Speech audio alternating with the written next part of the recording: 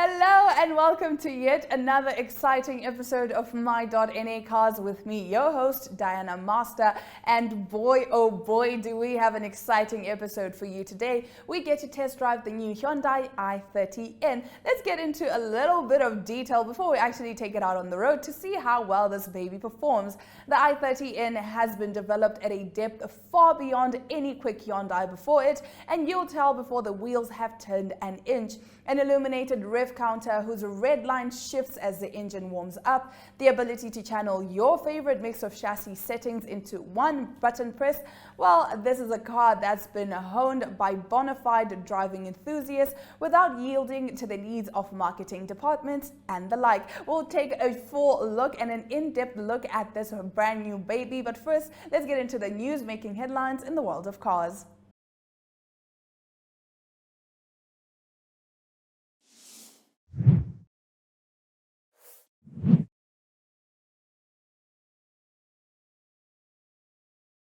Starting off our cars news, Toyota Vitz is now the cheapest Toyota in the market. The new Toyota Vitz has been introduced as Toyota's most affordable offering in the South African market, replacing the outgoing Agya. Keen-eyed observers will notice the Vitz bears a striking resemblance to the Suzuki Celerio, which is a result of a partnership between Toyota and Suzuki that has resulted in several models being badge engineered. Mechanically, the Vitz is identical to its Suzuki counterpart, powered by a 1.0-liter 3-cylinder petrol engine producing 49 kilowatts of power and 89 Nm of torque. The base 1.0 and XR models come with a 5-speed manual gearbox, while an automated manual transmission is available in the XR spec.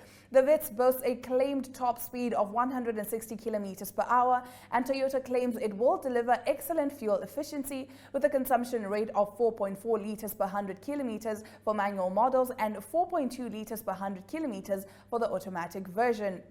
Now, one of the standout features of the Vitz is its attractive pricing, with the base model starting at 189,900 Rand, making it the cheapest Toyota in the market. This puts it in direct competition with the Agya, which starts at 206,000 Rand for the manual and 222,000 Rand 100 for the automatic. This makes the Vitz a compelling and competing option for budget-conscious buyers who are looking for a reliable and affordable Toyota option. Moving right along, the Carroll Shelby Centennial Edition Mustang GT will come to South Africa. The grass is usually greener on the other side when considering the disproportionate ear-making of sultry sports cars to South Africa's market. Thankfully, 3 examples of Shelby's latest modified Mustang, the Carroll Shelby Centennial Edition Mustang GT, will be available in South Africa. To celebrate the legacy of one of Ford's key players, Shelby unveiled a 593 kilowatt supercharged Mustang GT positioned and prepped as a homage to the venerated automotive designer. As is the case with many special edition models, the Carroll Shelby Centennial Edition Mustang GT features an array of bespoke changes and additions that differentiated from regular models. Some notable features that help the Centennial Edition stand out from its stablemates range from a Whipple supercharger, improved cooling hardware, a Boria exhaust system, and a 2.8 million Rand price tag. To sweeten the deal, each unit sold will contribute to a charity donation to the Carroll Shelby Foundation. Potential Centennial Edition owners will be inducted into Ford's Team Shelby Club. 3 of these highly collectible Mustangs have been confirmed for South Africa. Who says we don't get cool things? No confirmation on when the models will be expected to arrive on the shores was provided. However, it would likely be before the close of the year. Now into some BMW news, the state of BMW's electric vehicles and where they're headed. The BMW Group has announced BMW's and Mini's global electric vehicle sales performance for Q1 of 2023. Reports indicate that the firms were able to collectively sell as many as 64,647 units globally. Of the total 64,647 units sold by the BMW Group, 55,979 of these new fully electric vehicles represent units sold by the BMW brand. The noteworthy sales performance showcases the evident appeal of the Bavarian brand's all-electric offering.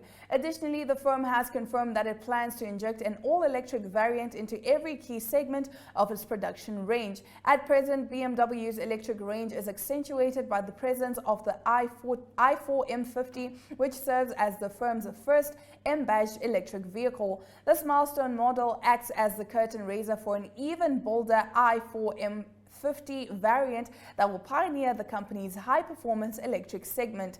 Currently, BMW's next all-electric offering will take the form of the i5, which debuts later this year and will continue to hearten BMW's product range diversity. BMW has outlined its roadmap that details the process the firm is headlining down to further integrate electric mobility into its lineup. 2024 will see the firm attempt to have at least 1 in 5 of its vehicles driven by an all-electric drivetrain. The following quarter of a decade will be spent expanding the number of BEV products in BMW's stables. Now, additionally, the firm's NUE Classy platform, which is under development, will aim to increase the appeal and capability of BMW's electric vehicle offerings. That's it for the cars news. After the break, we get to test drive the new Hyundai i30N. Stick around because you definitely don't want to miss that.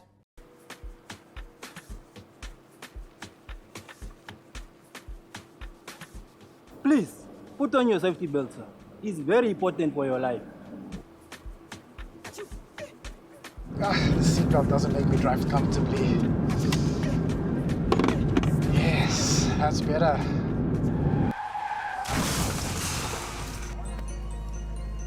Please wear your seatbelt. I did not.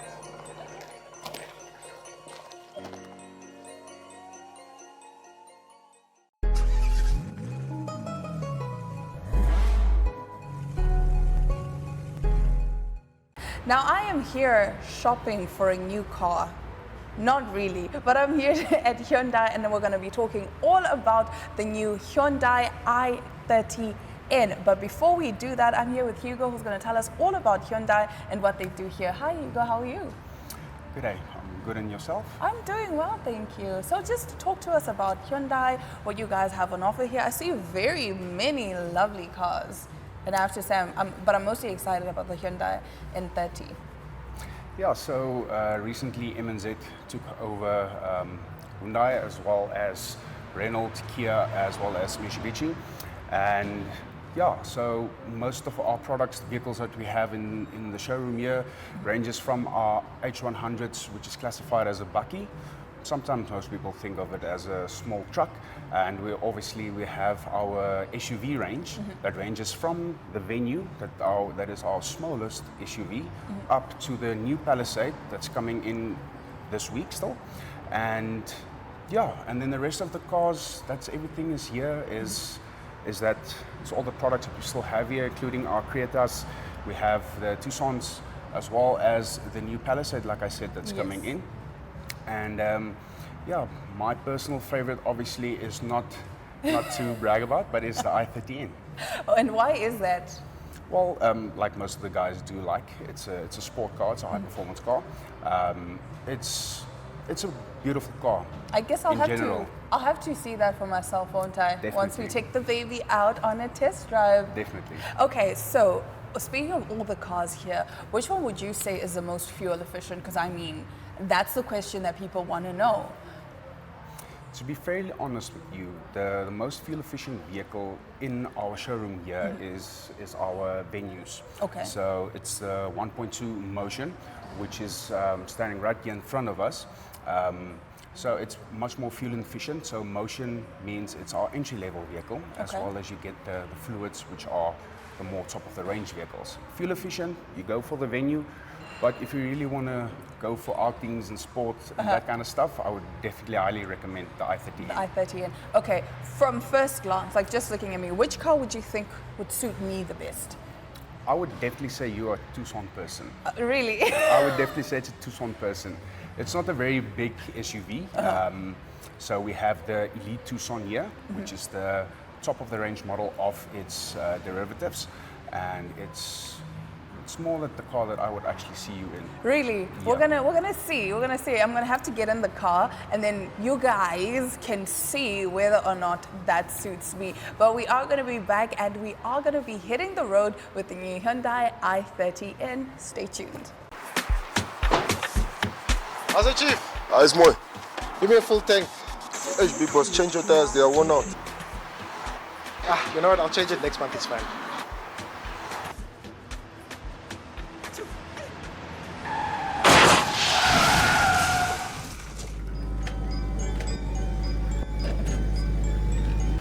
Please check your tires.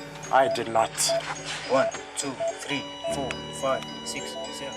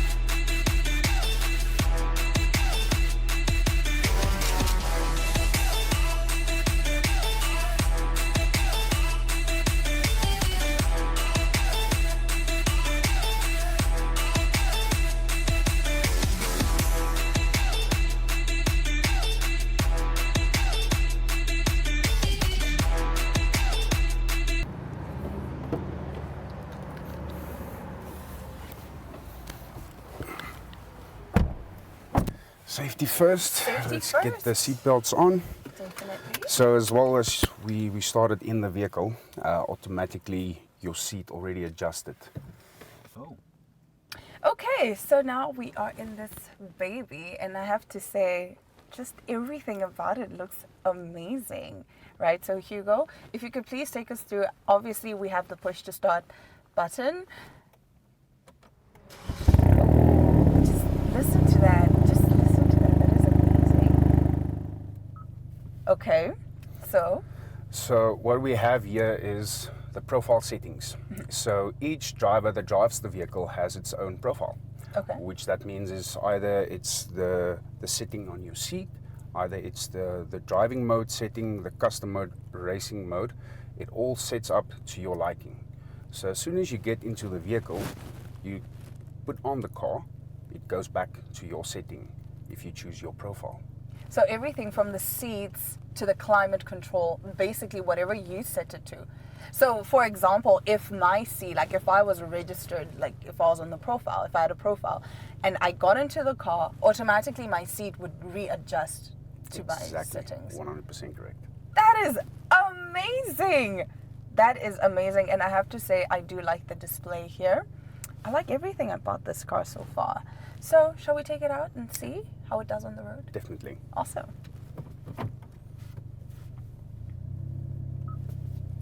Oh, I did notice something actually. The wireless charging. So I can literally just put my phone, the light is on, and it's charging. Like, isn't that awesome?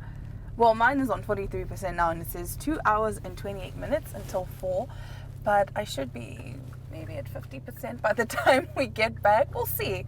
We'll see. So now we're taking the baby out, and I have to say it's driving very smoothly. Very, very smoothly. Okay, so let's talk about the climate control. Let's start there with the climate control, obviously. So basically a climate control here is that you set it according to your liking. So it's currently at 21 degrees, which are more or less almost at room temperature. And you can either adjust it the way you would like it, and you have as well the climate control that's at the back as well. So climate control, if you can either put it on both from your driver's side or from your passenger side, you can choose which one you would like. Either you would like it a bit cooler, and I would like it a bit hotter. Okay. As you would like it, or the way you Nice. prefer it. And so each person just has their own settings. I'm not forced to be in a cold car with you, basically. Exactly. So even if to make it a little bit more easier for myself, I can sync it and I can just turn the knob on my side and your side will adjust with my side. That is pretty awesome. Let's talk about the seats, right? I mean, we did say that it has like a memory setting, but just talk to us about the seats in general. So these aren't your normal seats that you get in all your cars. So obviously you can feel by the way you're sitting in the seat, it's more of a race car type of seat. It has a lot of comfort in it, although it also has with its heating seats for these cold winter days here in Namibia, and you can feel it's pretty much keeping you tight and warm as we drive. So for performance cars, you need a good quality seat as well with the safety as well in mind. Okay, all right. And let's talk about the controls. Let's talk about this display here. This is very nice. Yeah, so there's a lot of things going on here in front of me. Luckily, whenever you purchase your vehicle, that's why we as salesmen are here to explain everything to you. Yes. So right, you'll also definitely see we got the cluster in front of us. So on your left hand side, you get, obviously it's the revs, which you can see. And then on the right hand side is where your speed is. Okay. And then mode at the top of your display is a indicator switch, which as if you are in race mode and you are driving manually, say for instance you're at a drag race and you change, it has a limiter. It shows you actually when to change efficiently without losing any of your precious time or power. Wow. And then obviously, like you can see on the steering wheel here, we've got your drive mode, different drive modes. So currently we are in sport mode like now. And it'll tell you right there. It'll tell you right in front of you on the cluster. If you press it one more time, we're in eco mode. So this is the most efficient mode that you can drive your vehicle in. So the suspension is softer, the throttle is a bit lighter, and your brakes are also a bit lighter. So this makes basically for your car just to be more fuel efficient when in town. Okay. Then obviously your normal mode is basically as you drive your car daily. It's just standard how it comes from the factory. And then obviously you have your sport mode. I'm curious about the sport mode. I'm very curious. Obviously not right now, but I would love to see that at some point. Let's talk about the maximum speed. But before we get into that, let's talk how long it takes, like 0 to 100. You know the song. Everyone talks about it. 0 to 100 real quick. Let's talk about that. So, well, according to stats, with launch control from 0 to 100, it's 5.4 seconds. Nice. And from a normal standing start from 0 to 100, it gives you about 5.5 seconds. So it shaves off with your launch control, shaves off about 0.1 seconds on the clock. And the car stop speed is limited at 250 kilometers per hour. Okay. All right. So I can basically do 250 kilometers. Hopefully not, but you never know when the need would arise, especially once I'm in race mode or sport mode. Well, definitely you would not have a problem with speed, and whenever you need it, it's always available at any given time. So no worries about the power as well as the torque. The torque is the most important one. And it drives very smoothly. Let's talk about the engine. Right, so the engine it's a 2-liter DCT engine here. So the DCT is for the gearbox. It's an automatic gearbox. So yeah, it's basically a 2-liter. Okay. And fuel efficiency. Let's talk about that. Fuel efficiency, it all depends on how you drive your vehicle. So the vehicle adapts to your driving style. So I wouldn't say it's the most fuel efficient vehicle that you can buy at Hyundai. But yeah, it's like I said, it's all depends on the driver's style itself. But also, if you're buying a car like this, you already know you're not trying to be fuel efficient. We all know. I mean, if we can do 0 to 100 in, you said 5 seconds.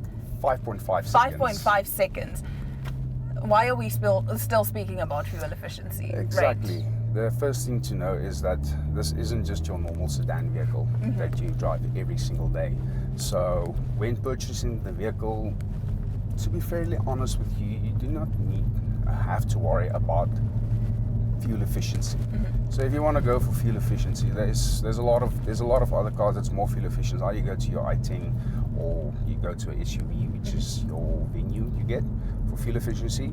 But this is all about, I think it's bragging rights. I think it's bragging I rights. would say so. I would say so. You told me that actually you took this car out for a spin. Yes. Tell me, how did that go? So I wasn't the driver on the day, so this vehicle took part in the drags about 2 weeks ago. Yes. So, well, not to brag, but it did the job, and it did the job pretty well. Pretty well. Most definitely. I've seen a lot of reviews, and people are actually saying this car is better than a certain car on the market because, you know, when it comes to speed, but also because of the different sports modes you get, the different driving modes you get, they're basically saying this car is an all-in-one. And you did mention that everything with this car is included in the price. Yeah, so everything is included in the price. So there's no add-on extras. The only thing that you can change on your vehicle is the color of the vehicle on ordering your vehicle. So with the vehicle, you have your full sports mode. It's displayed right here in front of you. You have your panoramic sunroof on top. It has central locking, keyless entry, and as well you have your wireless charging unit inside. Yes. Does the car have cameras to help me with reversing? Yes, it does have. So your camera will be activated while your vehicle is in reverse, or either if you are moving to the front, just by the press of a button, you can have full access of the camera while driving forward, not only in reverse. That is pretty awesome. That is very, very cool. Your N mode. So this is your performance guide. It shows you the G's the car is pulling, the torque, the power, the turbo pressure. Whoa. So if I put the car back into sports mode now, so it's all red.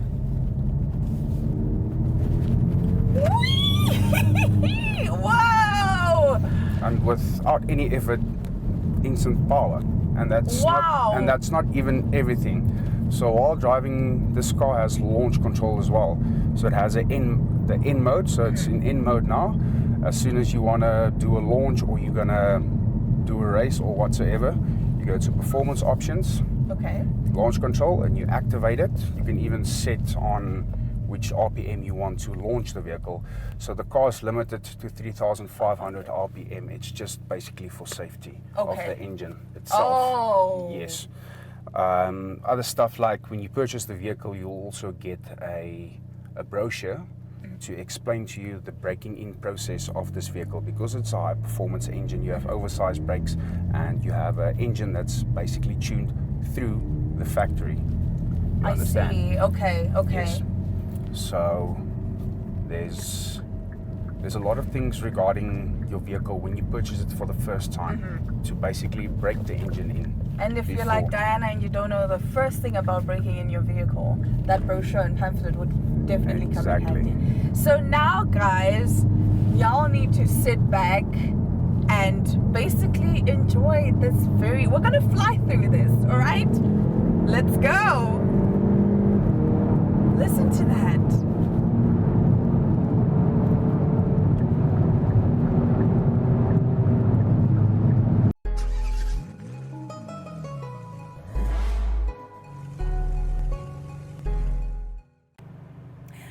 Well, that brings us to yet another exciting episode of My.na Cars. We've unfortunately reached the end, and as much as I would love to stay in this baby right here, it's time for me to part ways. Breaks my heart a little bit.